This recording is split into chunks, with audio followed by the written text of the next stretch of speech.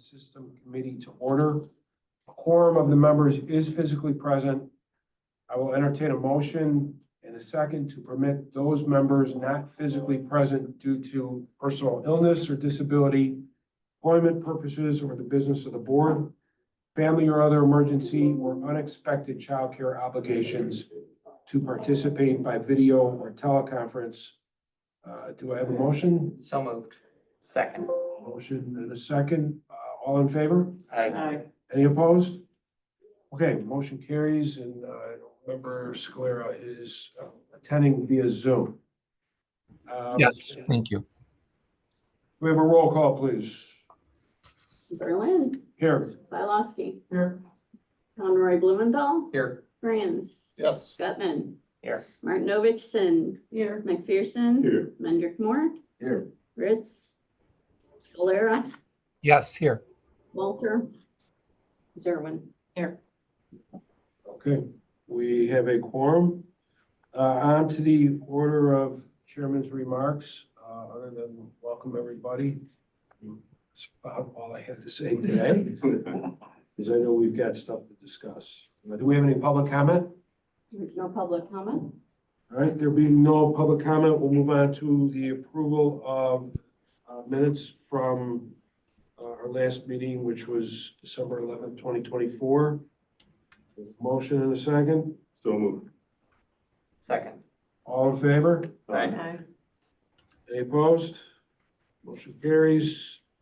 And we will move into our discussion items, starting with an update on the RFP process.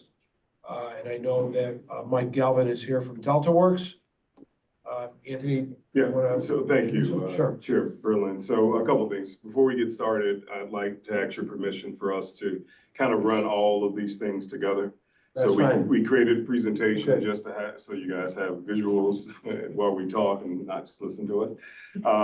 So we'll start with Mike. Mike has a hard stop. Let him give an update on where we are in our RFP process. We had mentioned to the committee before that he's going to try to come along with Don Ehrenhalf and provide more consistent updates to let you all know how things are going, who's involved, you know, what the scope looks like, timeline, so on and so forth. So this will be one of many moving forward. In some cases, the updates may actually be written updates since we meet quarterly, but he'll still come when he can to present directly to you guys. So we'll let Mike start, and then I'm going to hand it over to Don Ehrenhalf, and he's going to go over some of those other items, and I'll jump in whenever I can. Okay? All right. So the chair presented Mike Galvin. Mike Galvin is with Delta Works. As most of you guys know, Delta Works helped us with the original RFP. Mike was the person who actually coordinated that effort. So we were lucky to get him to be part of this process. So far, so good. And I will stop talking, turn it over to Mike to give you an update on where we are in the process. Great. Is it okay if I share my screen? Absolutely. Okay. Just give me 1 second, making sure.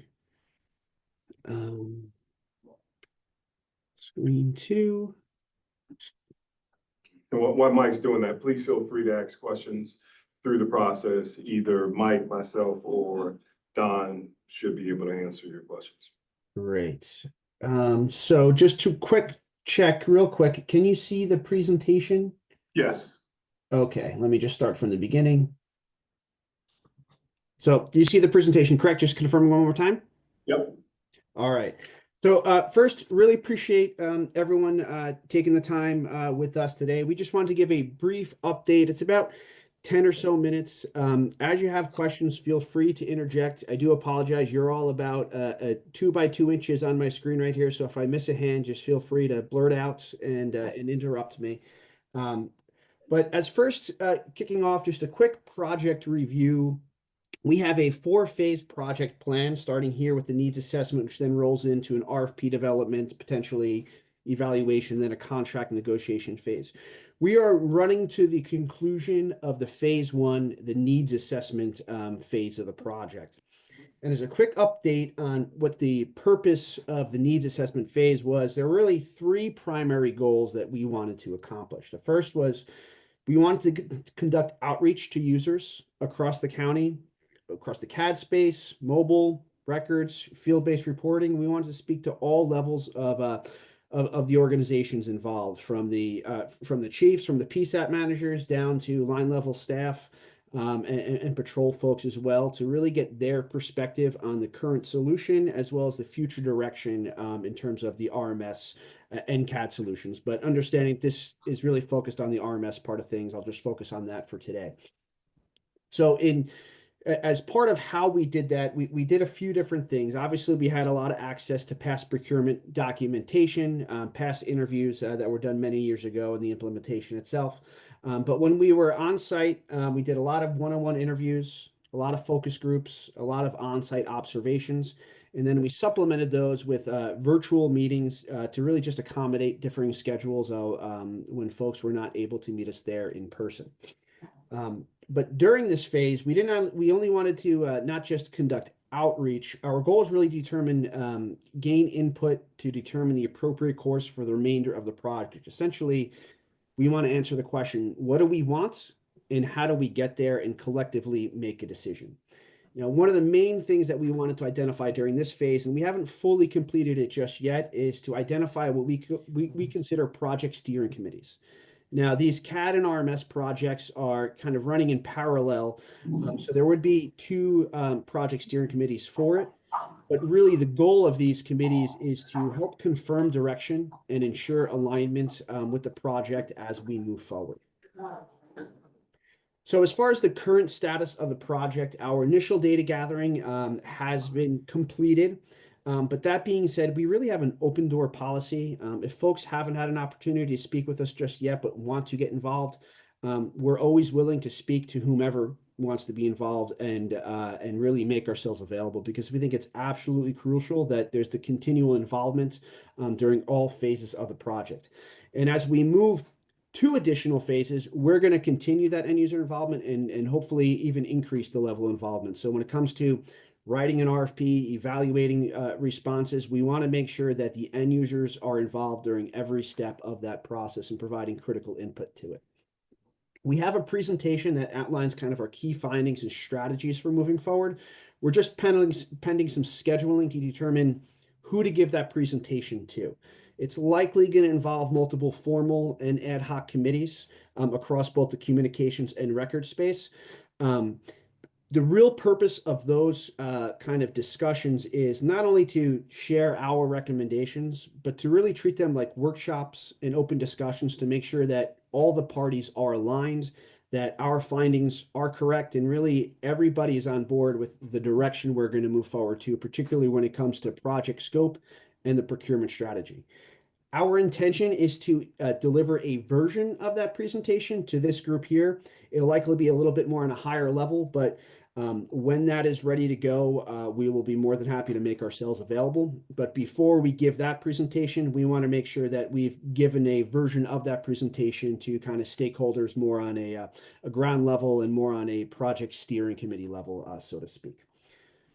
Assuming that there is alignment when we get to that phase and we give that final presentation, we're likely talking about a 2-month process to get to an RFP release there. There's a few things that it's really depending upon, really just availability of personnel, how complex the RFP will be, and requirements of procurement. But we're confident we can get it released on the street within about 2 months. But realistically, that's going to be very dependent on availability of your resources as well. We like to say we can move as fast as you all can. But the important part for us to make this project a success is to not feel that it's being forced through from an outside consultant, but that rather the end users are critically involved, your subject matter experts, so they can begin to take kind of ownership of the project with us. But I did want to highlight, kind of before we get to the next steps, was just some key findings that really came out of this, our initial phase here. This list is not meant to be conclusive at all, but we also didn't want this to kind of come out of left field when it hits your desk, so to speak. And 4 things really stuck out to us when we were doing our interviews focused on the records management side of things. The first was just the overwhelming dissatisfaction with RMS as a whole, with particular focus on the FBR solution just not meeting user needs. Things like NIBRs inaccuracies, user friendliness, duplicative efforts. Overall, pretty consistently, each individual that we spoke with had a negative response to the application itself as far as how well it's actually meeting their needs. And you can tell just in terms of how many different applications to supplement the RMS a lot of these agencies are using. But during our interviews, we weren't just focused on how well the solution is meeting individuals' needs, but also what they saw as being critical to future success. And three things really jumped out. The first was overwhelmingly, everyone said, we really need to focus on the core functionality of an RMS. We don't necessarily care about the bells and whistles, but at its function, at its core, an RMS should fundamentally be about incident and crime reporting. And we should really be focusing our efforts on that. Things that are what we'd call administrative functions, training modules, personnel modules, even things like property modules and things like that, is less of a focus, I think, during this time around. Previously, when we had done the RFP, the goal was to find a single solution that could kind of meet everyone's needs as best as possible. Now it seems like there's more of a focus on, let's focus on the core functionality, and secondarily to that, let's really focus on a best of breed as opposed to a single provider. Again, during our original procurement, we tried to get CAD and RMS all under a single solution. Now, having spoken to users both in the communication space and record space, really just to focus on making sure we get the best applications for that subject matter area. Certainly, there'd be levels of integration required, but keep the focus on the applications themselves as opposed to forcing kind of them under one roof, so to speak. And lastly, implementation personnel and customer support are just as important, frankly, or if not more than the actual software itself.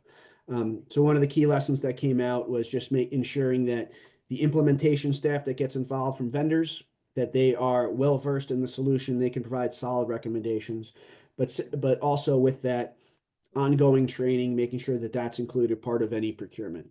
I can't tell you how many of these interviews we had where we had very differing opinions on functionality and usefulness of an application, that there were just two different experiences from users we spoke with, where one agency was frankly a little bit more knowledgeable about the solution where the other wasn't. So they naturally had differing opinions of how valuable that solution was. But the real lesson learned out of that was, if we go through another procurement and we get another solution, we got to ensure that 6 months later, 12 months later, 24 months later, there's continual education that can be provided from a vendor to really making sure you're leveraging the solution. When we give that updated presentation to you all, it will have much more content and detail than what's just in those key findings, but we just wanted to give you all a very, very high level at this time. So in terms of immediate next steps, we need to identify all those committees and groups for our next presentations. We'll deliver those presentations, and what we're going to do is we're going to garner feedback in terms of kind of a direction moving forward.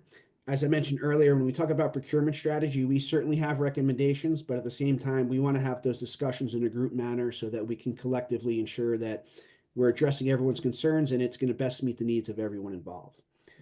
Once we get alignments with all of those, with those groups in determining procurement strategy moving forward, then we get into the requirements development phase and the RFP development phase, which we're hoping should take about roughly 2 months, depending upon everyone's availability.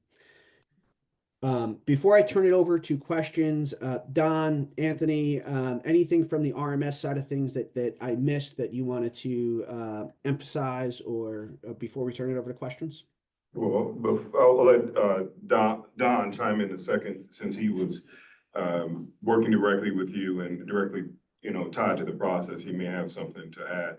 But I do want to say that what's not represented here, but I want to acknowledge it to this committee, is that we've worked very closely with Linda and Greg from ETSB, part of the CAD process. As you know, right now, it flows all the way through the process, right?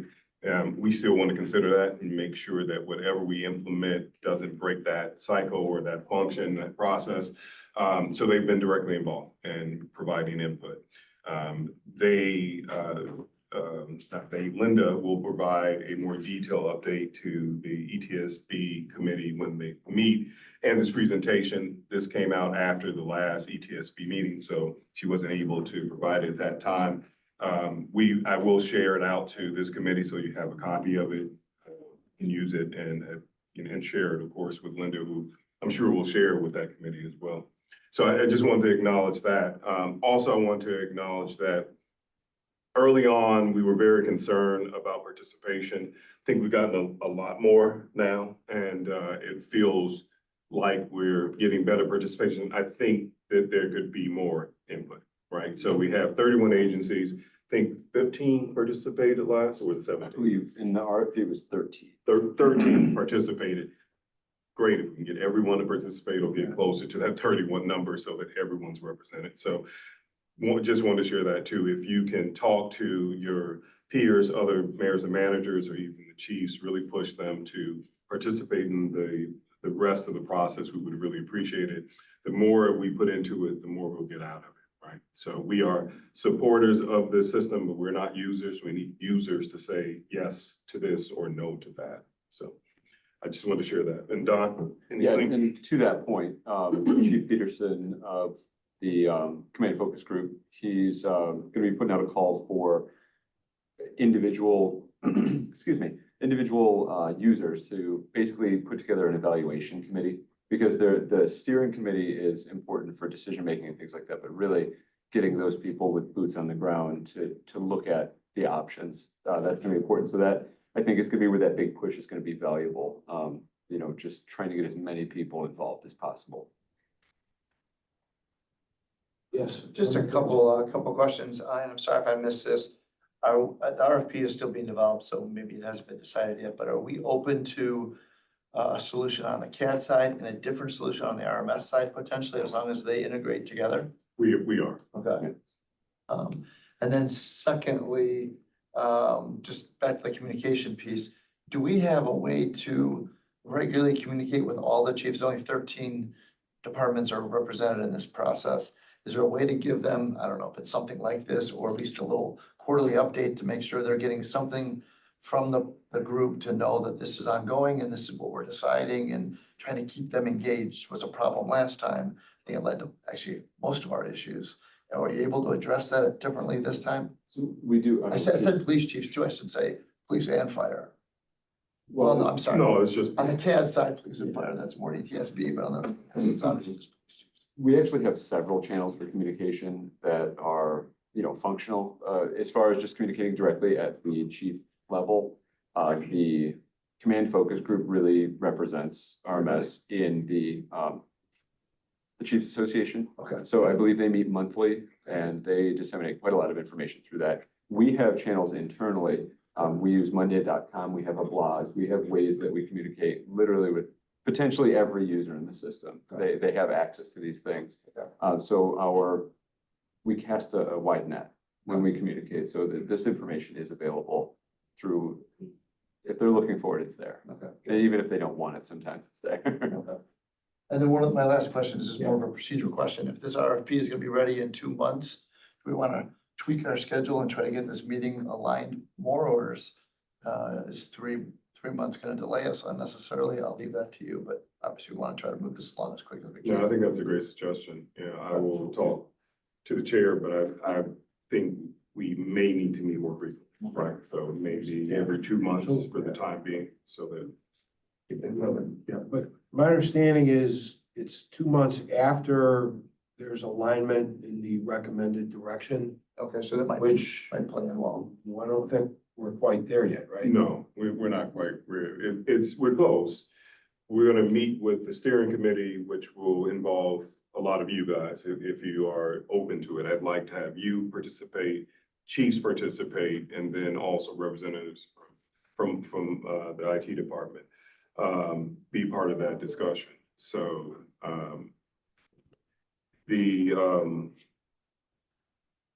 I lost my train of thought. So I can Happens to the best of us. Yeah. Maybe just talk about the meeting time, maybe that schedule. Oh, yeah, Well, the- our next- Right, yeah, but Bob asked the question, and I don't think I answered. Did I answer your question, Bob? No, you did. Okay. You said we're getting close. Oh, yeah, we're So getting just close. Right, timing right. wise, Yeah, but the next meeting is set for. just remember 11th. my thoughts. Thank you, help me. So yes, but I think the difference is we have the steering committee and we have this body. The steering committee will meet more frequently. So Yeah, we're sure. gonna ask you guys to participate and they will be part of making Okay. decisions on a more frequent basis. So we don't necessarily need to have the oversight committee more, we can. But I'm gonna ask most of you guys, if not all, to participate on the steering committee as well, to give us direction. Okay. Other questions, comments? I do, if I could ask, Mike, can you clarify on what the full timeline looks like? I think it was I'm not exactly sure. Yeah, how that that's lays out. important. So as far as getting to these phases, how long they'd last? Yeah. Yeah, I mean, So- essentially, if there's a target date for the end of, or for the end of phase 3, I think would be a really important target date for us to understand. Sure. So if you figure, let's just say for argument's sake, this gets released June 1. Let's just say, let's just put that second one. So June 1 is when we'd hit this requirements and RFP development when the RFP would be released. Then you're talking roughly it's on the street that summer.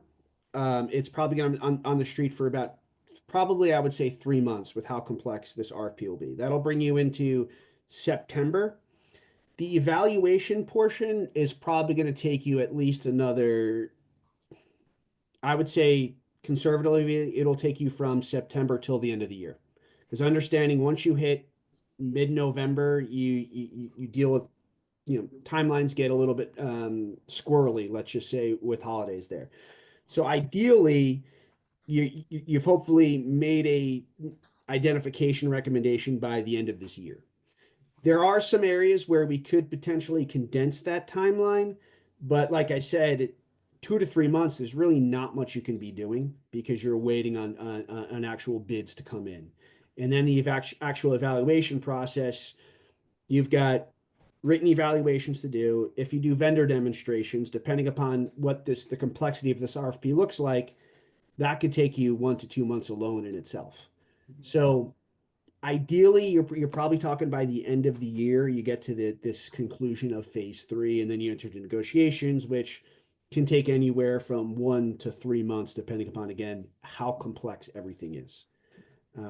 But the big key here, as Mr. Berlin said here, is we need to, for lack of a better term, close out this phase 1, get that alignment so we can move into the next phase. Because the longer we wait for this to be, to be concluded upon, then everything else kind of gets a domino effect with it, if that makes sense. Does that answer your timeline questions, Don? Yes, thank you. Mike, I'm surprised to hear that we're gonna give the vendors 2 to 3 months to respond. Is that typical in the RMS space? Yeah. Most software companies, it gives about 30 to 45 days for response. Typically, we recommend a minimum of 8 weeks on it, but the trouble here, I shouldn't say the trouble, where we're kind of having that big gap is the complexity of the RFP itself, right? Okay. If we were to, like was mentioned earlier, if we do best of breed, if we do we've been talking about potentially having a single RFP with dual evaluation tracks, it gets pretty complex. We could push to, getting it down to something closer down in 2 months. I mean, frankly, the very first question that you'll have is, can you extend it by a month? I can tell you last time we had it on the street for for roughly 10 weeks. Excuse me. It's just what we've seen out there. But again, we can consolidate that time frame, and then if we put it out there for 8 weeks and no one asks for extension, we can stick to 8 weeks. We're certainly flexible there. But if we're in any position, we generally say if you're better off leaving it on the street an extra 2 weeks than be concerned if a vendor wasn't able to complete it in time. But again, that's It makes sense. something we could potentially shrink it. But we'll see, I think, when we get to that point. Yeah.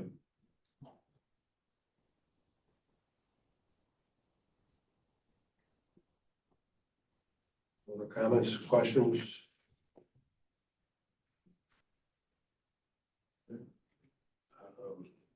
Mike, thank you. Okay, yeah, All right, thank I you very appreciate- much, Mike. We appreciate your time. All right, I appreciate it as well. We'll be talking soon, and then you all take care, and I appreciate the time. Okay. So do we want to discuss the OCR, We do. OCR 10 upgrade? And we can talk about the IGA. Yep. Don's gonna bring up a deck put together. so. Okay.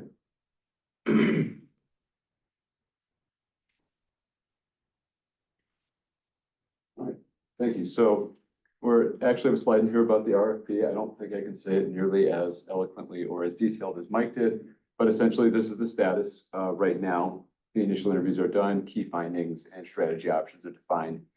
We need to assemble a steering committee so we can close out that phase one, like you mentioned.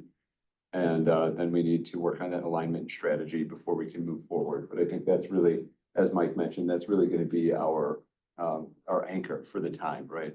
As soon as we can define that alignment, we can really start moving forward. And as for the MFR OCR 10 upgrade, we actually, last week, we had our first configuration workshop for OCR 10, which we had about 50%. Well, actually, we had 15 out of 31 agencies show up, which is pretty good. We almost hit capacity in the room. We were close to 30 attendees. It was very engaged. A lot of configuration work was done. I think this is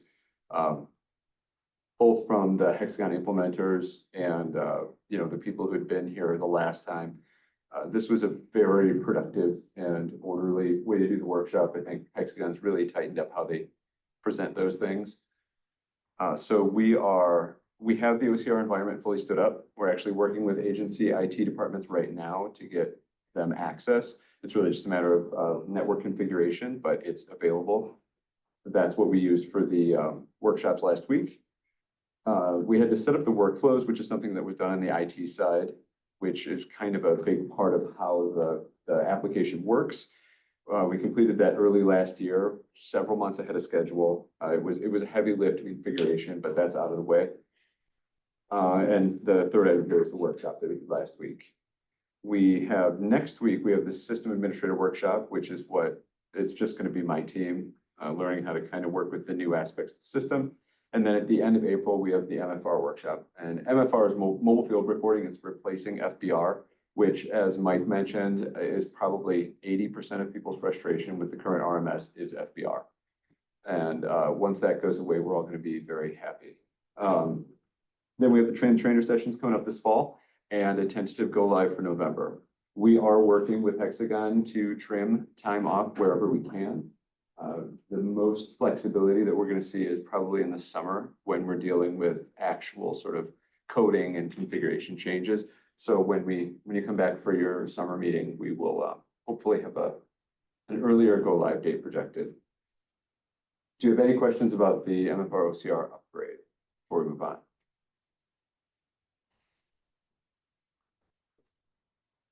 Anybody? No? All right. Great, thank you. So we did want to talk about the IGA briefly. I know that's been kind of, last year it was an exciting issue that we talked about quite a lot. So as of right now, proposed changes have been suspended, and I think that's contingent upon how the RFP goes. The consortium has exercised the automatic renewal option last year, and presumably, I believe the automatic renewal is intended to be used until something happens, until we decide what to do with the IGA. So right now we're kind of in a holding pattern with this, but I think now is a good time to, start thinking about what we want to do with the IGA going forward. So the next time, when it does come up, when we have an opportunity to propose a new one, that we've had time to plan that. Any questions about the IGA before we move on? I do have a quick question. Yes. I don't have my notes in Yes. front of me. What's the timeline for, it was a 3-year renewal that automatic renewal option that we talked It's about? annual, right? It's annual. That's annual. It's annual. It was a multi-year. But it goes to 10-year. June 27. So Contract there's does. The contract goes to the June contract 20. restatement Okay, goes that's to the time. June, Okay. yeah, June 27, but the renewals renew every year. And last year we talked about 2 different things. We talked about one, amending the IGA wholesale, just trying to get everything on the time. And then we also talked about doing just simply an amendment to the IGA. And this committee decided not to go ahead with either at the time. Okay. So June 2027 is the date that I want to make sure we got it. Yeah, that's the one we have. So We have to have an RFP decision. We have to decide what we want to do with the Well, IGA. Yeah, okay. And I think, Member Friends, you're spot on with that is, I think, once we kind of decide a little bit more, that's where I know Ms. Smith and I worked hard on that IGA for everybody, trying to get everybody's expectations in there, but I think we're all almost there, I think, based off of it, but we'll definitely need some final direction after we move that a little bit more. Sure, okay. And I do want to point out that that June date is important, but one of the points of tension with the IGA is the misalignment between the contract date and the IGA. So June 27 is when, June 30th, 27 is when the contract ends. April 30th, 27 would be or May 1st, 27 would be the renewal date for that year. So there is a misalignment there that may or may not need to be addressed. But they're both going to be important dates because Chicken and the egg. kind of. right. As I said, I think we all agreed we just weren't gonna change anything then, Right. if we couldn't figure out any, but it was better than just piecing it together. It also depends, because one of the things that Mike Galvin said was there's a desire to go with what's best. So if CAD decides to stay with Hexagon Right. and RMS decides to go with a different product, this group needs to be ready with an instrument for the consortium that is separate from ETSB. So that's something to think about, because there's a financial aspect, because the money right now comes under financial company of ETSB. So that has to be aligned, and the contracts have to be aligned, because, you know, even if ETSB picks a different CAD system and we go different, completely off of Hexagon, we're set up. You're not set up. And so those things have to be talked about from a financial aspect and be ready to go. So that's something that as managers, you have to think about and be kind of prepared for, because as soon, you know, the state's attorney allows ETSB to do things to pay for what you're doing and be reimbursed in arrears. But as soon as you want to do something that is not a joint contract, ETSB can't do that because it would be a diversion of funds. So while everybody wants to put that on hold, if you try to, not my first rodeo with managers and intergovernmental agreements. So if you try to start doing an instrument after the RFP, when you're ready to go to contract, you're never going to get it done in time. It's early. well, It's going to take too long, because you're going to have all, you know, you're not going to have enough time to put that together with 36 communities and the sheriff's office trying to put all that language together. I mean, you have a basic instrument, but yeah, I mean, you can take parts of what you like and had you known then what you know now, but there's still a lot of things that have to be decided. are we thinking by September 1? Is that like, I don't By the know, fall, but if you you're- know, I mean, it took a long time last time, and this, you know, what you have today that you didn't have before is an oversight committee and some structure, so it's a little bit easier. But it's not, you know, I mean, it's not simple, because you have 36 communities that are gonna have to make a decision. Well, not completely 36, because you have people moving in different directions. And people want to know what they're signing up for, and what they're, you know, they're always going to want to know what their share is going to be, what the conditions are going to be. And if you as managers and your attorneys aren't getting together to talk about those conditions and then plugging in numbers, in the end, you're not gonna be ready when it's time to go. We might want to work this through the PSAPs too. It could be an option. PSAPs, well, RMS. Yeah. That's always up to you. Yep, yeah. It's not you know, clean necessarily But there, but your personnel is through the county right Yep. now. So essentially, no. I mean, if you were to work it through the PSAPs, I don't know how you would do that. So I don't think you can. Well, I don't think it's clean if you do that, so. One thing, I think Bob has something to comment. One thing I do want to comment on is that you're absolutely right. It's something we need to think about. We started some of that last year, right?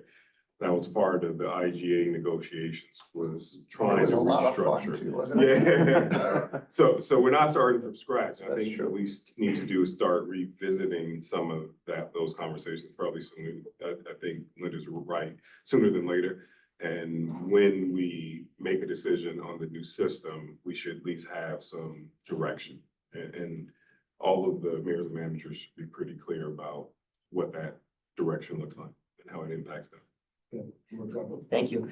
So we punted because our foundation was crumbling and we needed to build some level of trust amongst the communities. And we wanted to show progress, and that's what we're doing right now. He just said that 2 to 3 months, it'll be on the street. Well, we shouldn't be sitting idly then. That would be an opportune time to start to begin to bring this back and to start working on it such that when we have responses, we have that strong foundation and we build our support. So I think there is time for that to occur then. Well, and to your point, that was my question too. I wondered, when the RFP is on the street, don't we need to know how many communities are actually committed to this? Because doesn't that affect all of pricing? And so don't we almost need it even before that? Well, you need some instance, yeah, because how many instances, it goes to configuration, it goes to licensing. How many licenses you're gonna need on some of these, some parts depends. Yeah, you need it by phase 4. Phase 4 is the contract negotiations. You need to know it. Well, I think even maybe before is what I'm hearing, because, you know, to get a price on this, you know, I Well, think that's a good point. Yeah, I think you get a price based on the full consortium now, and you can always modify it and change it, right? So if we know, we go with, I think it's a total of 31 agencies that are currently on RMS. You go with 31, start there, and then we can always cut off or add on even if they're, agencies that say, hey, we want back in. Like, I agree with that. yeah, we can do it that way. So, but I agree with Member Gutman and with Linda that we probably need to have those conversations sooner than later. Right? They are more complex sometimes than even I want to think about or admit. And because last year we ran into a lot of pushback and concerns because of it. And if I could, it was brought up. So that is what we started last year, and we did have sort of a full mechanism outlined. It just takes time to phase in. And so the sooner that becomes an active plan, the easier it's going to be to transition. If it gets pushed back until 2027, there just won't be enough time to cycle it out of ETSB essentially. Right. Without some kind of large financial impact on the user agencies. And I wanted to ask Elisa about would that be like a letter of intent, like was done initially? Is that what we'd be looking for? I think, well, I mean, we could do a letter of intent, but I think we really need, we need to probably be starting these IGAs like in the next 6 months to get them, so we know everything's in place before you actually have a contract with, the continuing vendor or a new vendor possibly. And that was actually what I was asking about the letter of intent. I think if you're asking for a letter of intent, it would be really nice to have a proposed IGA going forward. Like this is what you're intending to agree to some degree. I think you're going to get a lot more, interest in it if there's at a minimum sort of a delta. Like these are the things we're changing. We prepared one last year, so it wouldn't, we can take a look at it again, and I'm sure there's not that much that we have to change. Because I was looking today, we prepared one like back in the spring of last year, and then an amendment in the fall, because, at that point, we weren't sure which way we were going. Go ahead. No, go ahead, Maria. I was just gonna ask, can we talk to our municipal partners here for a minute and ask, I guess I know the county, we did the heavy lift on what we thought the IGA should be. We would definitely love to hear timing if that makes sense to you all. I'm curious if we should get a letter of intent from everybody before the RFP hits the street. Because then you know what you're asking for. It's part of the scope in a way. And I guess we can assume that everybody's invested in this because they haven't sent a letter saying that they're out except for those few exceptions. You had language in the original letter, we still have copies of all that.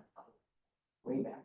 From the first time. Yeah, I mean, and you would just tweak it for the consortium this time, but because there was no, they still had the opportunity to, there was no complete commitment. It was just a, Right. Depending on the The results, first- you're yeah, I interested mean, in there going was through this language RFP that process allowed and people to- potentially. and because everybody's gonna wanna wait and see what the numbers look like, but it's an if then. But Linda, can I ask you a question? If this goes as the same vendor for both CAD and RMS, is that one path? And if it's different, is that a totally different path? Is that what you were saying earlier? Well, and it could be, even if it was the same vendor, it could be two different paths. You could, That's my question. you could, at this point, let's say the new day dawns and everybody says, stays Hexagon, and you could still do two different contracts at that point, if you wanted to. From a financial standpoint, everything would stay the same. If we went a completely different vendor, you could still do two different contracts. You could still do two different agreements.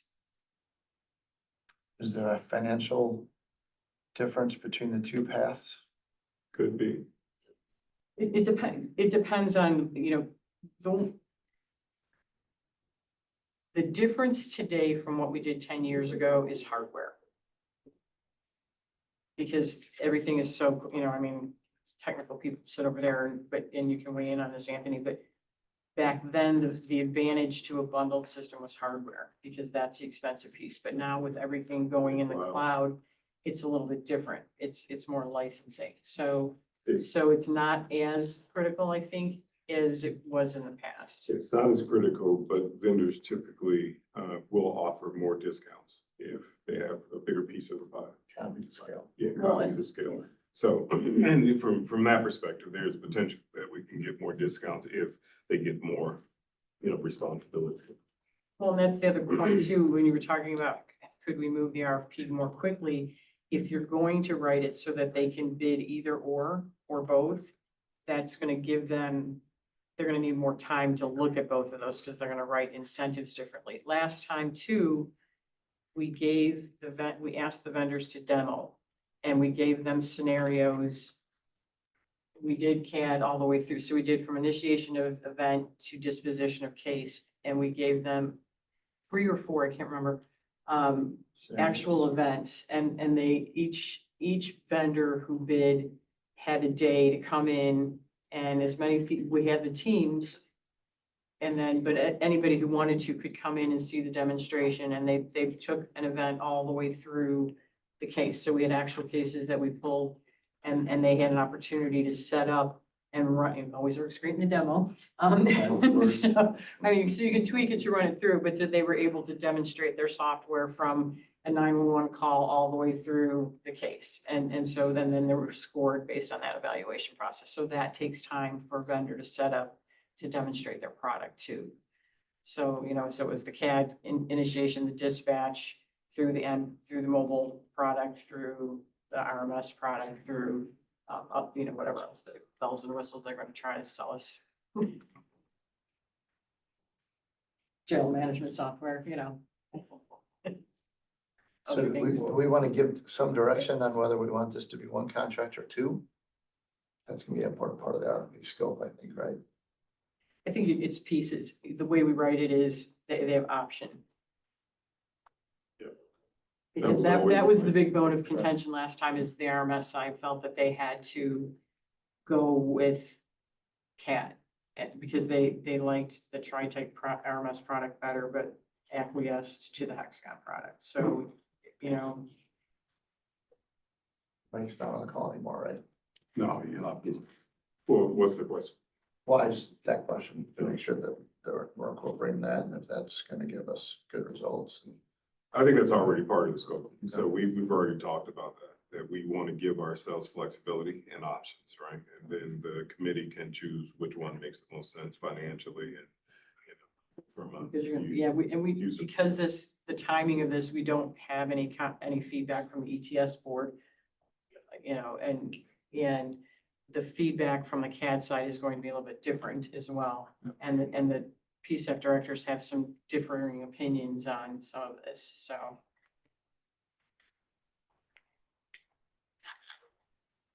So,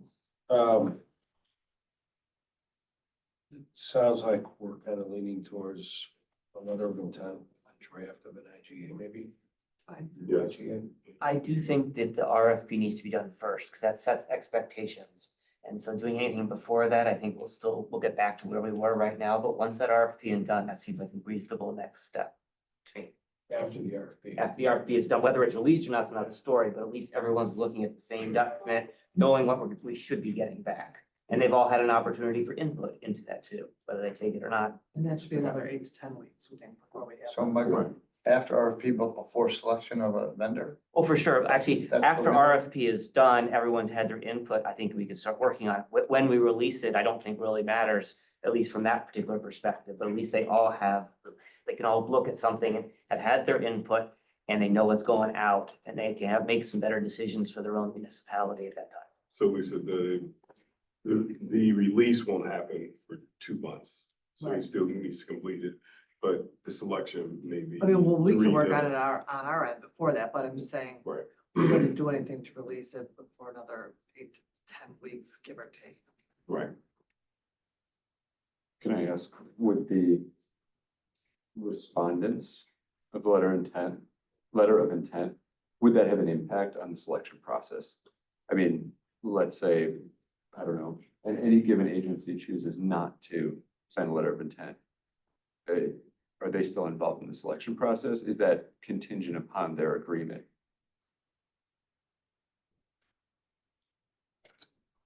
Good question. I mean, think don't again, it we're, necessarily yeah, excludes them. no. I don't think we can exclude them, right? They're part of the oversight committee now. Or the Right, and consortiums they're all are obligated now. to. Right. Yeah, I don't think it would be fair to exclude them. So they're part of the consortium now. They need to be part of the process. And they decide not to be part of the process moving forward, that's on them, but right now, they're in, so. Right, I only ask because it would severely impact the timing of when the letter of intent should go out. Yeah. But, yeah. Yeah, That's that fine. makes sense. Okay, kind of overlaps with our next item, which is consortium memberships and departure updates. So, Oak Brook has given notice of a departure, as you know. Their anticipated cutover is May of 2025. From the IT side, really the only interaction we have with them is we tender their records, which we've already done. We did a data extraction for them. We'll do another one about a week after they leave, just like we did with Addison. Aside from that, I haven't heard much from them. Downers Grove has not officially given notice, but they did request a data extraction under the assumption of departure in 2025. We gave them their data, of course, because those are their records, whether they're leaving or not. But they've been in contact with me directly, repeatedly, but there's been no official communication. And no other agencies have said anything to me or officially. And I know Hanover Park and Glendale Heights have kind of been on the fence for a while, but they seem to have decided not to take that action just yet, if at all. It's exactly what I've heard. So I haven't heard anything different. I don't know if anyone else has. We, ETSB last week passed an updated policy through their security policy, through our security policy. It's a .1 that, we've divided it. Right now we have, most of our interfaces are through an Exalt server, so that provides an extra level of security. The Axon, which is where they're all moving right now, is an asynchronous, so it comes off of our archive server. We're moving it to the secondary archive server to give us an extra level of security so that it's not essentially on our production side, because we don't like things on production. So it's not a real-time release of information, so there's about a 10-minute delay for information to carry over. Addison's version, so Addison's completing their paperwork, we'll see that first version of the policy, so I'll figure out what I missed. And my policy always works great in the demo. So figure out what we,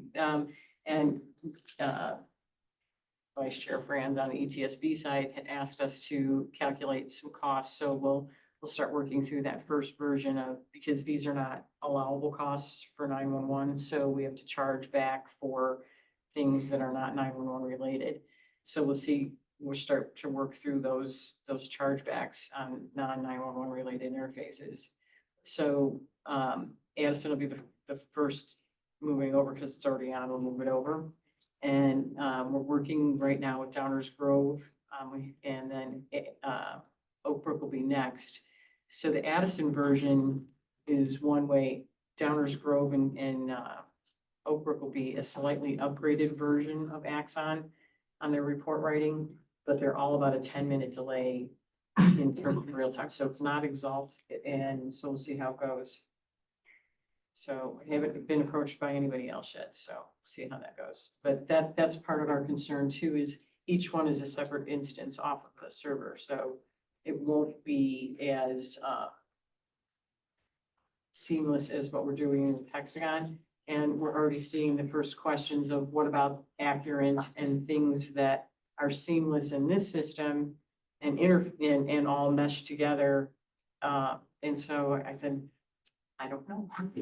So, and I don't know what that's gonna cost you to move around. So, you know, and then that's the question too of, you know, what does that mean to the consortium in terms of how you move over? And that's something that we'll have to keep in mind on how we write the RFP, all these other things that, there's a lot of things that come off of CAD. So if you're moving RMS, it won't be as impactful to the users, but we'll have to take a look at what's coming off of the current RMS. And I've already talked to Hexagon about what can we maybe move over to CAD, so it'll be less expensive, maybe is the word we're using, to your users on that side to, you know, minimize some cost and maybe come off the Exalt server and see how we can maybe make it a little more seamless. So we're taking a look at that already. To see, but if we go into RFP, then that kind of blows that up, but we'll see. Chair Rowland, should we tackle the elephant in the room, which is what do we do with Downers Grove, considering they haven't given official notice? We just let them leave, or should they follow the process? And if they don't follow the process, what do we do to address it? I mean, I think it's required that they give us notice before they just leave. And they're still in until Right. Yeah. I mean, 27. I think their intent is to get themselves lined up. I think they're perfectly willing at this point to sort of double pay until they're ready to go, and then they're probably gonna give you notice. Okay. So I'm They're- fine with that. I'm just worried about them at the last minute saying we're leaving, right? We're no longer gonna pay. Are they aware of some of the challenges Addison's had, so that they might need more time to make this transition? I think that's why they're doing what they're doing. Okay. They're working with Axon to get on, and then they're gonna figure out how they're gonna move over. But, Oh. so we're just starting to talk with them about moving over and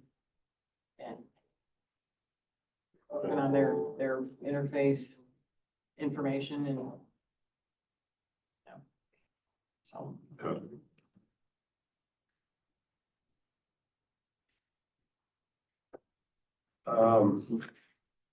So this is still part of the membership departures section. In terms of exit agreements, right now, I know Addison has an exit agreement. I'm just kind of looking over that and kind of turning it into a boilerplate. And then I'm going to send it back to you guys. Just get rid of any of the specificities, any of the, you know, so that way we can have something that's reusable. The definitions are always standard. That way we can get rid of ambiguity. And I mean, even ideally, it's infinitely reusable, but hopefully we'll only have to use it twice. And Addison signed it? But no, we haven't executed it yet. No, they did. Yeah, last year. Yeah. Yeah, last year. No, he's They're the referring only to one. for Yeah. over Future. and Future. Downers Grove and future. I think one of the points that Don was trying to make, and that we're trying to make here, is that we believe that some agencies will refer to the Addison exit agreement and say, hey, Addison did this. Right. We're saying no, that it's a different agreement, And For the renewal. it's a different renewal period, different circumstance. And here is the current exit. Yeah, we've discussed it. You've addressed that, I we think, did. in a couple. We Got did. a couple of letters. Yeah. Of that. Now, on the ETSP side, I guess you already mentioned this. We've got some additional costs associated with that exit. Where we have an agreement that was approved. With Addison, question mark. Refer to his brief.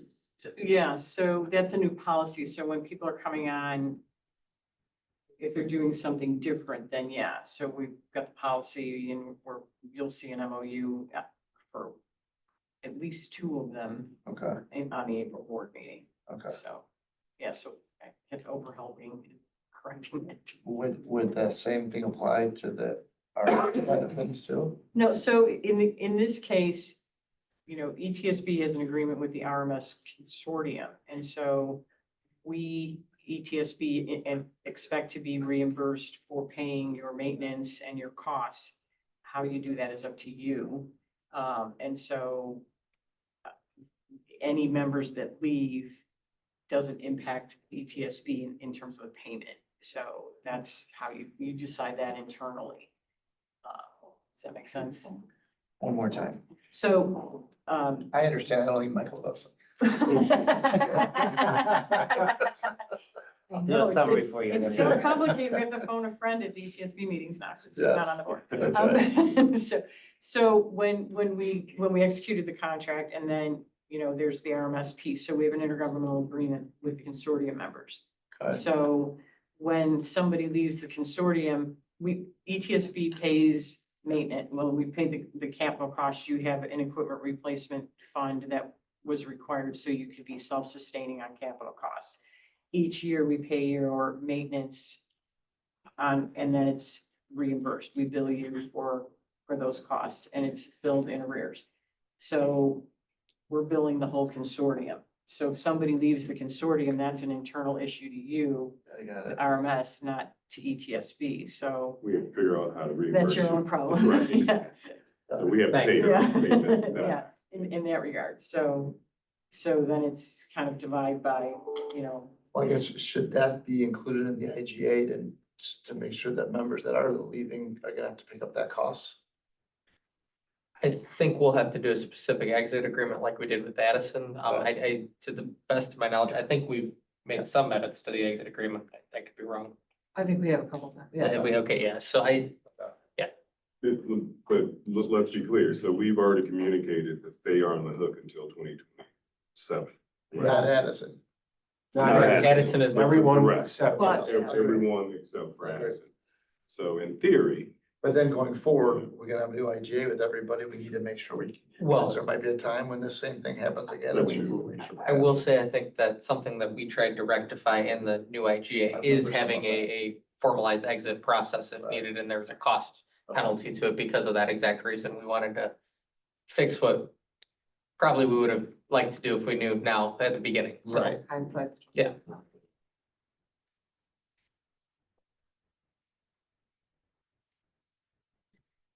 Okay. Important hexagon update. I believe this is the final item on here. Oh, I think everyone, Spin off. yeah. yeah, it's the last one. Yeah. There's not a lot of new information that we have. I think everyone's gotten the letter and the press releases and all of that. They are spinning off a new company. It's to include public safety. It's essentially their software arm that does not involve their European mining concerns and all the other things that Hexagon does. There's going to be no impact on the public safety services, and there'll be no changes to the CAT RMS applications. This is really just a corporate restructuring on paper. Personally, I think it's a smart idea because they need to focus more resources on their public safety software. But other than that, this is pretty much directly from their communications, but it's worth noting. Any questions about that?